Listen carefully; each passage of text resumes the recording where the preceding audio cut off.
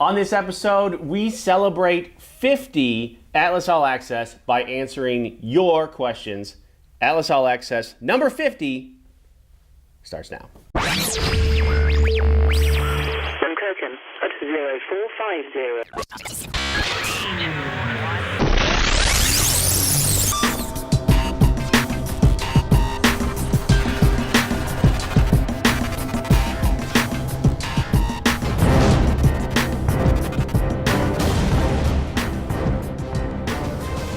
Okay. So exciting. Number 50. Number 50. Who would have thought? Who would have thunk? I wouldn't have. When are we gonna lose track of numbers? You're pretty good at keeping track of these things. It's not me, it's them. They number. Really? Yeah, oh yeah. I was gonna say I'm not, that's the reason, I'm not good at numbers. Yeah, me at all. neither. I'm really, really bad at I numbers. feel like it's just counting. We're just counting though. Don't try to like make math. it simple. Don't try to make it It's not simple. math, right? Don't Right, make y'all? it easy. And this Right. is the owner. Leave it to the nurse, right? Leave it to the nurse to make it as, just she- going up. there we It's go. just easy. So next week we'll be at 51. So I mean 50, we've done this 50 weeks in a row? No, we have done 50 episodes. Okay. We skipped like Christmas last year and okay. stuff like that. So yes, we have been doing this for over a year now Yeah. though. So go back and watch episode 1. It is awful. It's like me and Matt Lawhorn sitting in a closet with one light. It was pretty bad. Before you had the wall. Before we had and there was like a couple of pieces. Like this was here, and there's a couple I seem of to remember pieces. like a really big Kool-Aid man. The Kool-Aid man. Oh, there he He's still is. back There there. he He's is. still Yeah, back he's still there. Okay, so to celebrate number 50, we thought we're going to go back to one of the things that I really wanted when we started talking about this in the first place. What I wanted to do was answer your questions, right? So we're going to take a minute. I asked on Atlas and Friends to send us your questions.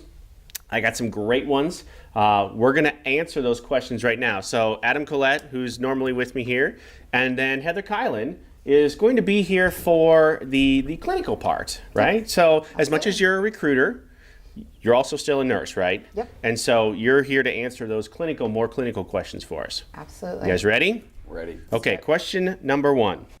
Sheila asks, how are different companies able to offer different rates for the same position at the same location? Example, one traveler makes more than the other for the same position at the same location, but through different companies. Yeah, I mean, there's so many factors that go into each company's bill rates. It could be a vendor, you could be a tier 1, you could be a tier 2.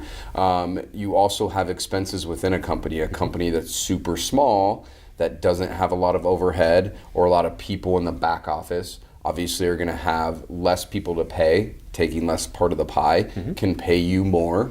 And then obviously you throw some benefits in there, what the company offers for benefits, what they pay for benefits. Are the benefits good? Are they horrible? Those kind of things. So those are some factors that you have to throw in there. But then, I mean, then you get into like profit margins. You know, some companies might run really lean and take less of the pie because they don't need that. Where other companies are sold on, you know, the market, stock shares to companies, and those companies say, hey, we have to make this amount of dollars to be profitable on there. I'll also add that when we're talking about different vendors, it completely depends on who we're going through for that contract. So when we say that we're going direct, it means we have no fees. That means everybody gets a little bit more money. And then if we have to go through like I or AMN, any of those bigger companies, there's always like a 4 or 5% fee over the life of the contract, not just the bill rate. It's that whole 13 weeks. So we have to calculate that in. And then even further than that, some of the vendors don't give us the same rate that they are giving to their own nurses. So where you'll see like a huge difference is sometimes there's a contract that we're getting maybe $10 less per hour bill rate, and it ends up being huge as in the long run. But we try to really we'll take a loss on that just to get you paid the exact same, or try to get as close as we can, even if we're losing out on bill rates. So I think that's Be competitive as competitive as possible. As competitive as we can be. Right. And there are times that you have to say, I'm sorry, maybe you should go with this. Just happened with a recruiter came to me yesterday and said, I lost out on a nurse who went back to a different company they worked for before because they could pay $150 more per week, $150 more per week, right? Yep. So take home, Which adds up. It totally adds up. Yeah. So I get it, and at that point we're like, that pushed our margin into a place that we just couldn't do it, and like that's a huge difference. Absolutely. Yeah. And then we'll say, we'll get you on the next one, right? Yep. So there you go. All right, question 2. Dara asked, what resources does Atlas provide when encountering an issue with the hospital? Examples, nursing issues, ethical issues with care, practice questions when you're on a contract. So it's actually part of my job here at Atlas to be the clinical liaison for nurses. It comes in for the hospital side, and it also comes in from the nurse side. So when a hospital has an issue with the nurse, I go in and read the emails and see exactly what the complaints are, and then I can kind of determine with my nursing background. Ooh, I just touched that. Sorry. With that I can see if these are real issues or if they're trying to make something up because maybe their census is going low and they're just trying to get rid of a nurse and making things up. Then I go to the nurse, have a conversation with them, find out what their side of the story is, and kind of make a judgment call on that if this is something that Atlas needs to go and say, absolutely not, we are fighting 110%, or saying, you know what, something's not adding up here. It looks like the nurse might be in the wrong, and then we have to have that conversation with the nurse. So that is a huge important factor on what we do and how we look at it. It's never black and white, but we are also very, I come from the nursing, like I can understand when there's an issue that maybe is a non-issue. And then with that, I would say if it's a facility problem and a nurse comes and says, hey, this is not safe. I'm 6-1 and a step down. I just don't feel like my license. Then we have a conversation with the facility. If that is unresolvable and it's a situation where the hospital seems like we shouldn't even put our nurses in there, then we will pull that nurse out. Obviously, we need to give them like a 2-week notice if that's possible. And I've done that before for my own nurses. I think a facility in California. Yeah, you've had multiple examples of that where you're like, wait a minute, this is an unsafe environment. Something here isn't correct, right? And so we're going to take our nurses out of this scenario and find you something else. Absolutely. And there's nothing wrong with that. I think always, obviously, your recruiter should be your first go-to person on there, and then obviously any company that's joint commission certified on there has to have a clinical liaison. Absolutely. If not more, on staff to obviously advocate for you as a nurse or advocate, unfortunately, sometimes for the facilities as well on there. And I think what's important to understand too, when we talk about joint commission certification and what they require us to do versus what we tell them we're going to do, there's a lot of things the Joint Commission says. I would say probably 85 to 90% of it is you tell us what you're going to do, and then they go through and approve it, right? It isn't Joint Commission saying you have to do this, this, and this. We tell them here's our minimum standards, right? And then they approve that. One of the things, though, that they absolutely require is that every agency has a clinical liaison on staff. And just having a nurse that works for you in a hospital doesn't count, right? It has to be someone physically working for your company, in your case, right, as a recruiter. Now, there are companies that actually have that position, that just has that position, right, or whatever. Just a nurse, Right. So, all right, question 3. Julie asks, my current contract is very overstaffed and travelers are getting called off a lot. I have 9 shifts left and have been called off 62 hours so far, but expect to be called off for my entire 12 hours tonight. Don't get me wrong, my recruiter and Atlas have been super supportive, but I'm still not getting to work. Other than having a good savings account, because my hours were only guaranteed after a certain point, and working with the great company and recruiter that care, what can I as a traveler do to be prepared for something like this? Yeah, I think something like that, and the conversation that I have with travelers about this is if this is happening, I think this is a good case where you go to the vendor and you just say, and obviously this example is she's at the end of her contract on there. But if this is at the beginning or in the middle of a contract, here is my 2 weeks. I'm going to find a new job. Yep. You know, and like I said, unfortunately, this is the end of her contract. You know, maybe she could have acted on this earlier. This hospital doesn't need your help. They're using you. This isn't what a traveler is. They can get their own per diem staff or whatever to help that. Would you agree on that? Absolutely. I always tell my nurses, as far as if it's 3 times in their contract that they can be called off, or if it's every other week, you have to advocate for your hours. So don't ever get scared about the call-off policy, but know going in what is expected. So if it is that you can be called off every 2 weeks, if that's happening and you're 6 weeks in, know that we probably need to move somewhere else. If the census isn't going up or down. That's something you talk to your recruiter about. Hey, we are low census. There is nobody coming in. It doesn't look like it's going anywhere. We should probably start looking for other jobs. And do not be scared about having that conversation with your recruiter. One bit. That is. We want you to be paid. Yes. Your recruiter is your advocate at that hospital. Do not be scared about having that conversation with them. And I want to add, there are some companies out there that say that they guarantee your hours. I can't be more blunt than saying the reason that they're guaranteeing your hours is because they have taken money away from your bill rate, hidden it to the side, so that if you get called off, then they take it out of that pot. They're not giving it to you. So Atlas is different in the fact that we don't do that, because if you don't get called off, that money is sitting in a pot and they make all of that.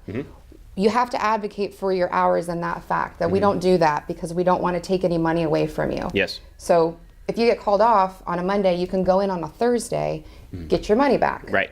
The harsh reality of just business is, like, if you don't work, we can't bill for those hours, and then we don't get paid. Exactly. Right? So the difference is we're going to give it to you right up front. We're right? not stockpiling. Absolutely. Yeah. Your money is your money. And I'm not going to hold that back and then keep it because you didn't get called off. Bonus for us, yay. Doesn't happen like that. So, and that's, like I said, I say this a lot. I only speak for us, but Heather, you are 100% correct. I've seen it happen. It has happened. And it goes along with the PTO thing. Absolutely. I've seen it twice online this week about companies paying PTO and this and that. It's the same thing with PTO. They're putting money aside, and then they're not going to pay you at the end on it. You know, if you don't qualify for it and those kind of things. It's the same thing as guaranteed hours sometimes. Absolutely. Yeah. Okay, next question. Keith asks, what are the pros and cons of company-provided housing versus finding your own housing? Pros and cons on there. I think the pro for the nurse doing their own housing is they go and find what they want. I think that's the hardest thing as a recruiter, is knowing what Heather would want in Houston is different than what I would want in Houston. As living arrangements. You know, my wife would want something that's totally different than what I would be okay with on there. That's probably the hardest thing as a recruiter. Then you go back into, you know, those expenses on there. You know, we've chosen as a company to not, you know, have a big housing department of people, non-producing people, you know, sitting around trying to find housing for people. So Heather and I, if you want, you know, company provided housing, we do that on our own on there. And I'm not really a specialist on there. I can lead you in the right direction on there, but I'll tell you point blank, I don't do housing.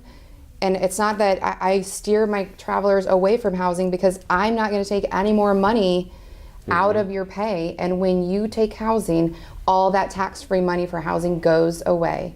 And I'm basically using that exact money to find you housing, but then it's taxed on our end.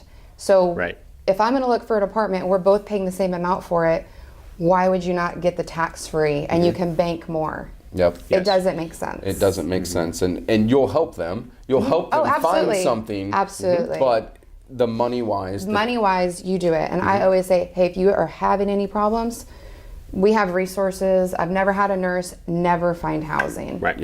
So, and I can say, because I have experienced this before, companies that have a housing department, of which we do not, companies that have a housing department are a cost center. You have to staff that with employees that are non-producers, right? Non-client managers, non-recruiters, non-compliance. You have to hold accounts too at those apartments, which is even more money, and that costs money. Yeah. That all costs money, and it all comes from the bill rate, right? So where does that come from?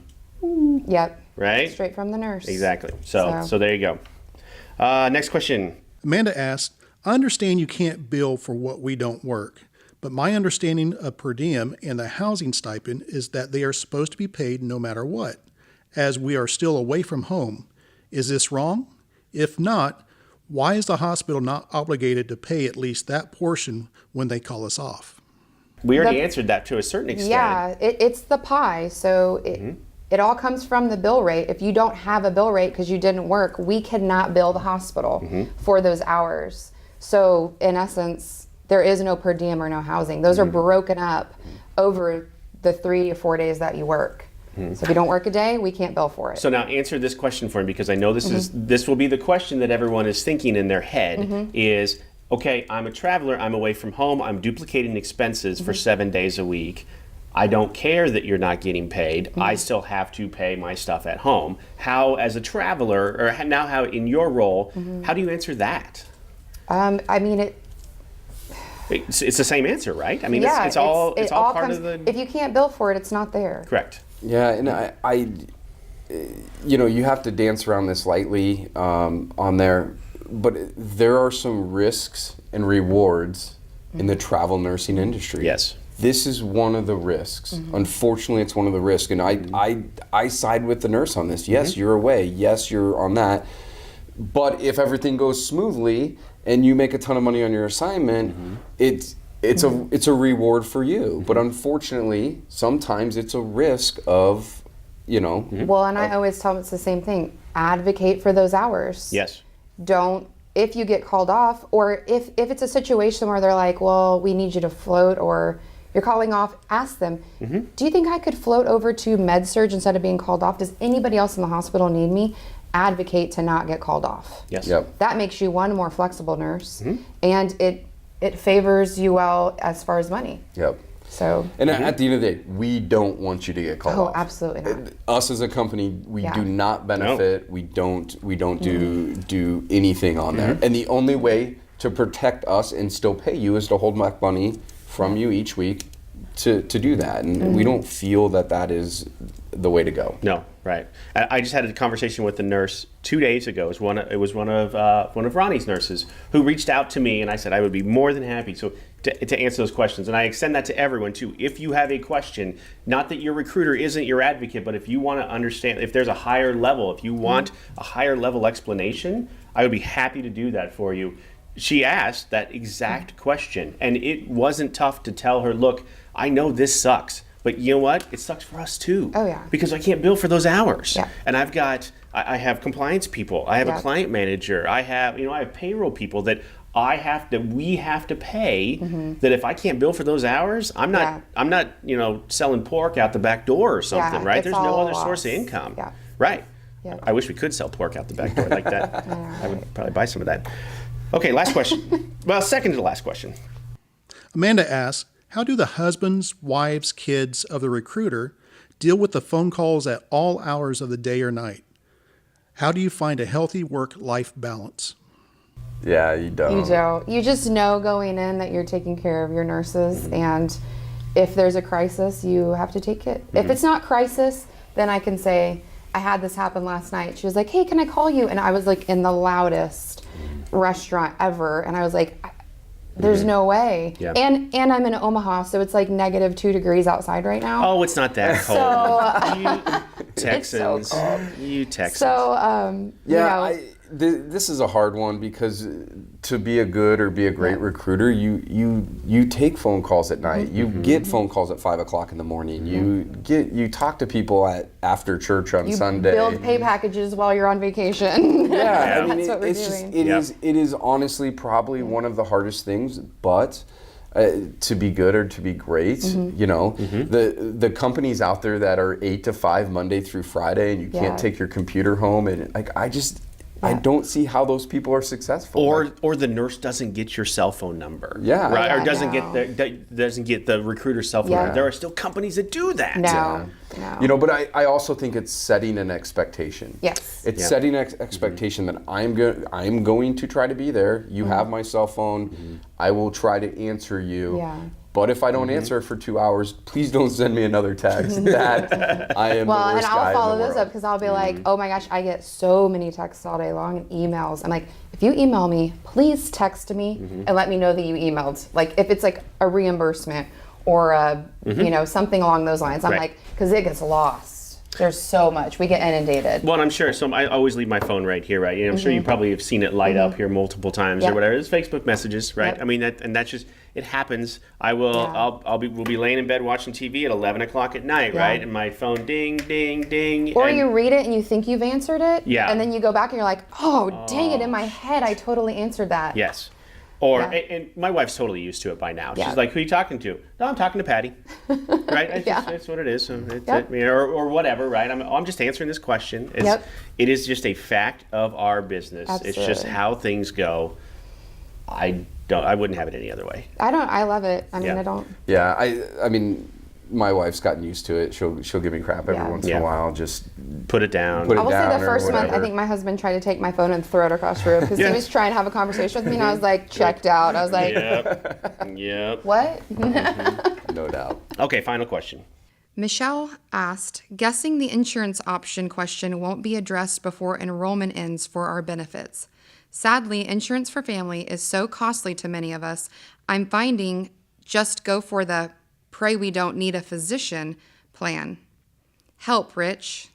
Yeah, I unfortunately, insurance is expensive. It doesn't, if you go through a company, if you go through whoever, if you go through the government websites and those kind of, it's expensive.